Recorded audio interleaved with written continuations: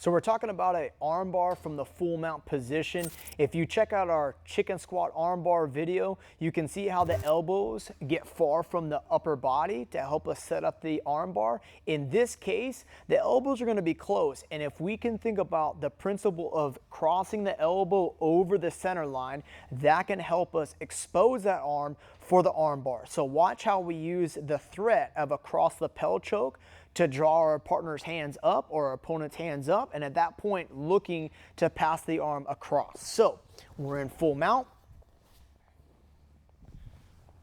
Ideally, I want to be walking those knees up underneath the armpits. I like to take this two-handed grip at the crown of the head to help pull my chest forward as I'm walking those knees, keeping everything nice and tight. At any point that I need to post, I can always post, because my main goal of maintaining this position is always my number one priority. Submissions come second. So I maintain my position until I feel him accept. Now I'm going to posture up to start attacking. So you see how as I start to attack this cross lapel choke, that draws his hands up to defend. So Ian is gable gripping his hands over, and he's trying to pinch my elbows, keeping me from pulling them back.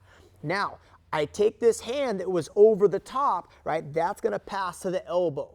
Once I have control of that elbow, what I want to do is release my grip that was underneath. As I'm pulling that out, I'm going to be pulling that elbow across and making sure I drop my chest. So you see how I've gotten Ian's elbow started to go across his center line. I'm controlling it with this grip on his tricep, and I'm making sure that I drop my chest on it to keep it there. Now I want to start making the transition around his shoulder and head. So with my hand posted nice and far, that's going to let me slide my knee up to the head. As I slide my knee up to the head, now I want to circle my opposite leg, placing myself in this S-mount position. I'm going to be working on digging these arms out, placing my hand on the chest, or even grabbing my own lapel.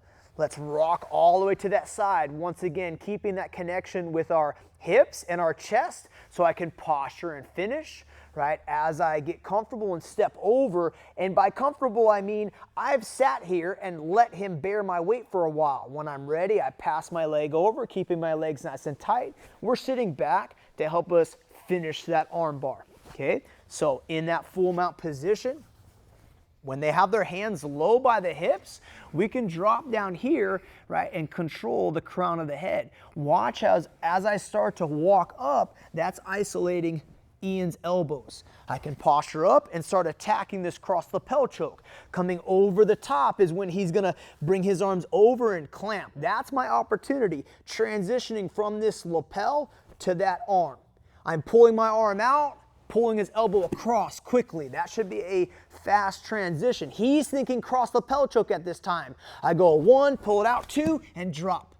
Now my hand slides nice and high so I can bring my knee up, transitioning to that S-mount position. Control at the top of the lever so that way we can post our hand. Now I'm stepping my leg over, sitting back, keeping that really good staple, keeping that really good knee pinch as we focus on laying back for that arm.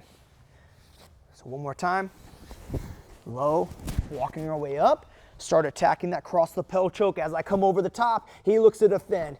Elbow across, slide, S-mount, top of the lever, and we're finishing.